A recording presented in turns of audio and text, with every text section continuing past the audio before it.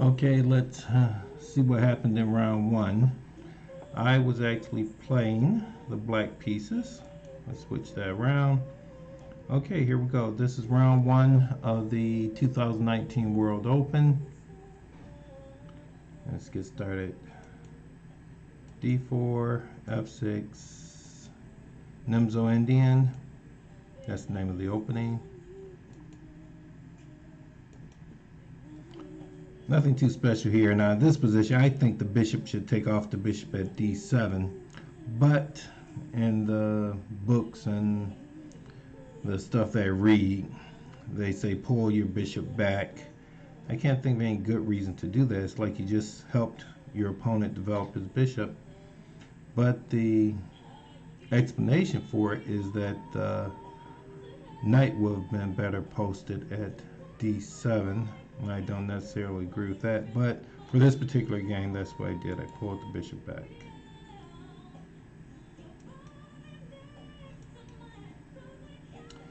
D5, because I want to do the best I can to stop my opponent from pushing E4. So I need another piece on E4, E4 being right here.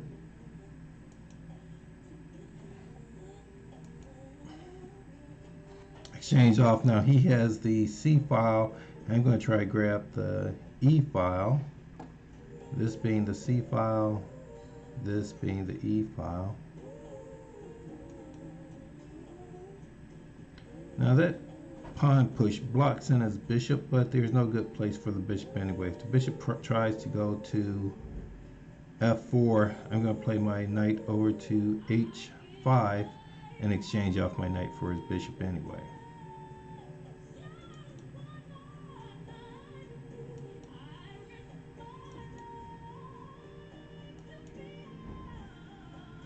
Now I can take off the knight to some degree, damage his pawn structure, but that will also give him the open file at the open G file. I don't want to give him that.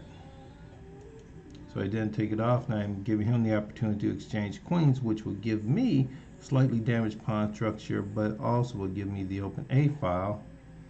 He didn't like that, so he went back, trying to finish my development. Now he sent his knight over to the edge of the board to force my queen to go to a square that she was going to go to anyway. So I don't know how that's going to work out.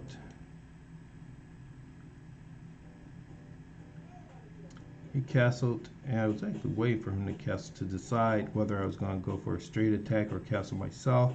I don't like the position I'm left with if I castle to queen side, but I also see a possibility to win a pawn in this position or damage his castle position. Okay, he avoids the loss of a pawn, but he does suffer some damage to his castle. The computer gives me a very slight advantage at this point. And when I castled queen side anyway, now I'm very fearful of an attack from the queen side, but he never initiated an attack, which I was happy.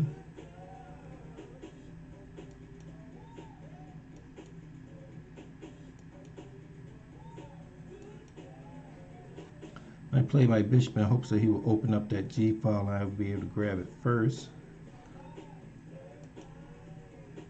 Now right here, the computer said an appropriate continuation would be to take off the bishop. Bishop takes bishop, pawn takes bishop, pawn takes pawn. If pawn takes pawn, the queen comes in, check. The other queen blocks, then the queen comes across and wins a pawn. I missed that because in this position I'm still thinking attack, so I do not want this pawn at F2 to move, period. That blocks out his pieces from defending the king.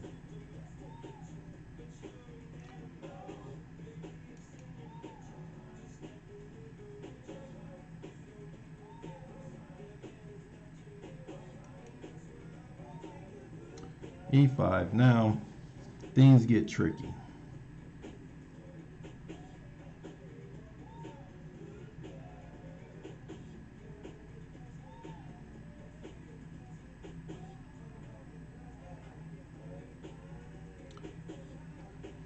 The computer says that after the other interesting thing is I had to go to the restroom. I didn't really spend as much time analyzing this position as I should have. And there was one other thing. What else? There were just too many things going through my mind, and I had to get out. I was already going into time trouble, so I just did the best I could. And that was on the move here, right move before. Oops. This move, I really rushed this H5 move, and I didn't even analyze that. I just had to make a move and get out of there. And E5. I analyzed this move to a degree. I'm running into time trouble. I said, well, if I'm going to do it, I might as well do it. Which actually sacrifices a knight, and the computer has me down a whole piece. The computer is saying this move is no good at all. A better continuation, the computer has it, is dropping the knight back to E8 and gives white a slight advantage in this position. But no guts, no glory. He takes off, now he's a whole piece ahead. I take back, now I get the open file that I wanted. He takes back, I got a target. So I thought I was getting 2 pawns for my piece, but it's only really 1. I press that. Now the computer strongly suggests I go to H3. I want to have a pressure on something. Takes that off. I take back. Now it's important that I'm able to push this pawn up to stop this pawn from moving and get the king trapped over in the corner. He's trying to come out, and he's going to send the rook over into the corner and try to exchange off rooks. I need those rooks to stay on the board. So I played it over. I'm thinking he is going to bring his rook over, in which case I'll push the pawn up and I'll win a rook for the piece I've already sacrificed. Then at the last moment I realized he could step out of there, and that's what he did.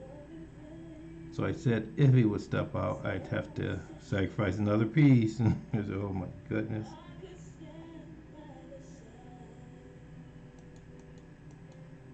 What the computer suggests he does in this case is bring the bishop out. That I should move the king, unpin the knight, bring the other knight over, and that he would still be ahead in this position.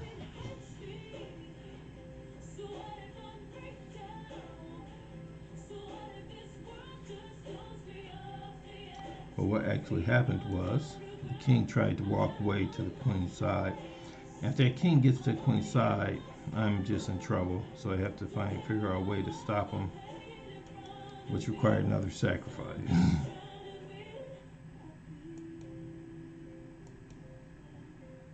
Now the king cannot come over. The queen cuts him off. Played here, check. I was deciding whether to go here or here.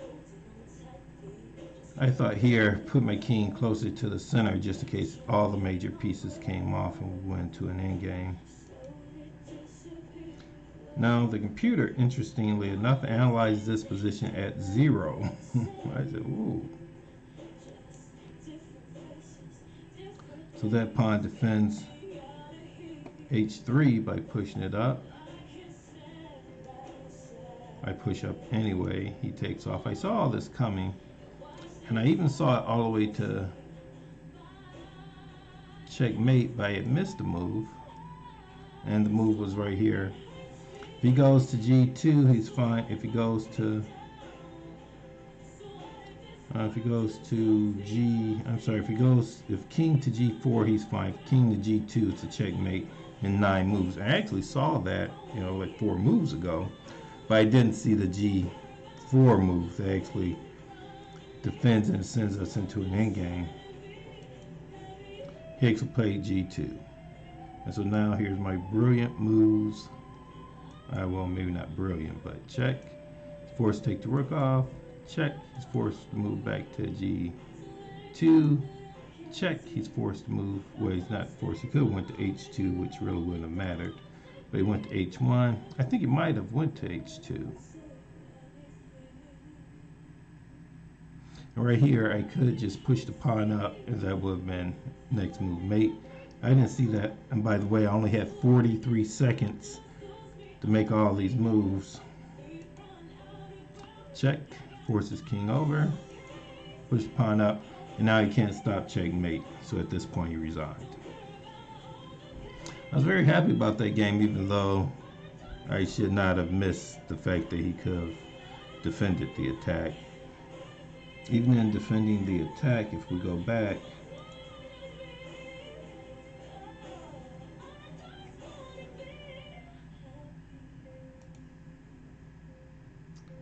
he defends the attack by going to g4. What I have to do is drop the queen back to check. The queen will block. The rook will check. King will take the rook off. The queen will take the queen off. So I'll have a queen. And the only chance I have here is that his king is exposed. His knight is hanging.